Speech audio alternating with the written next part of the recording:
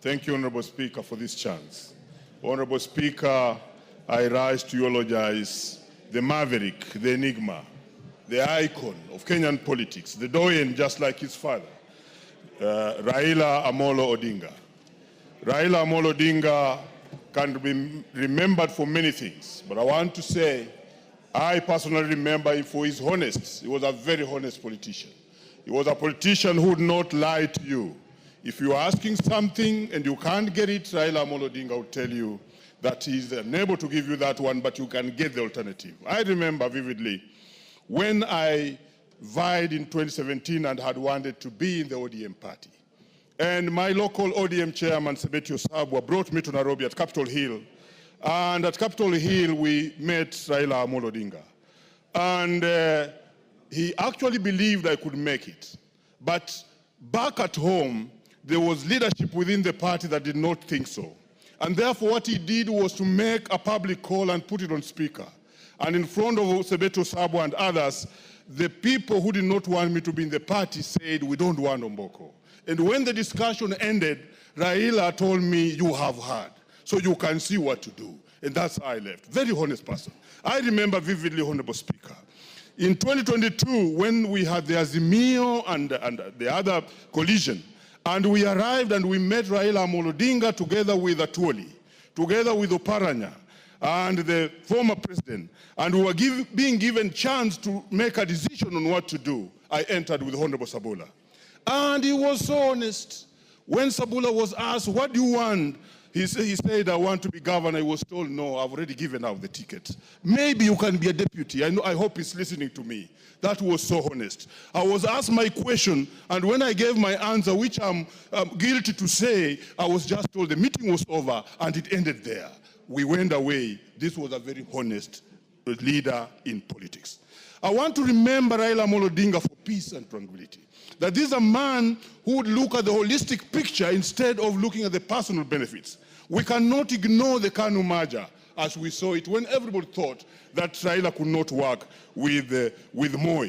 We cannot forget the Kibaki stalemate when it looked like, yes, we want Moi out, but Moi has brought another candidate. So what do? He surrendered his place and said Kibaki tosha. And that is how Kibaki became the president.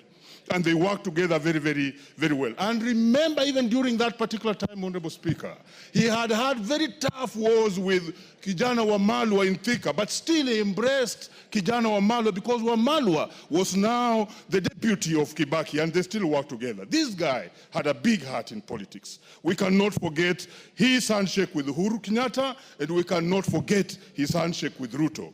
Honestly speaking, Raila Amolo Odinga and the family, if we refer back to the father, they seem to have the same spirit. Because in 1963, somebody spoke of this, when the father decides not to take independence simply because Kenyatta is in jail, it's the same thing that we saw him do in 2022 when we had the Gen Z uprising. Because every other player and cynics thought that maybe Raila should take a position of making sure that the government is not there and add force, but he decides not to do that. He decides to join government, strengthen it, and make sure that everybody can get his stake in the most correct way, in a more orderly way. That's Raila Amolo Odinga for you. And I want to say that this guy was a strong person of unity to our people and this country. I want to also indicate that we remember Raila for his works, that at one time he remained the only alternative for Kenyans. Look at the time of yes and no, the Chungwa movement. People did not believe in the constitution the way it was. And Raila took a position.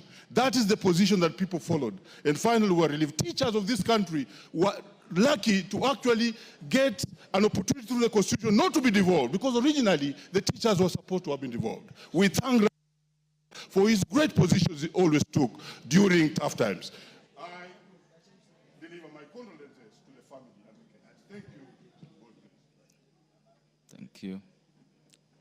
The next in line is member from Sambweni. Asante sana Mheshimiwa Spika kwa kunipatia hii nafasi ili na mimi nitoe rambirambi na pole zangu. Basi kwa niaba yangu mimi mwenyewe na familia na kwa niaba ya watu wa Msambweni Nataka kutoa rambirambi na pole zetu kwa familia ya Mheshimiwa Raila Amolo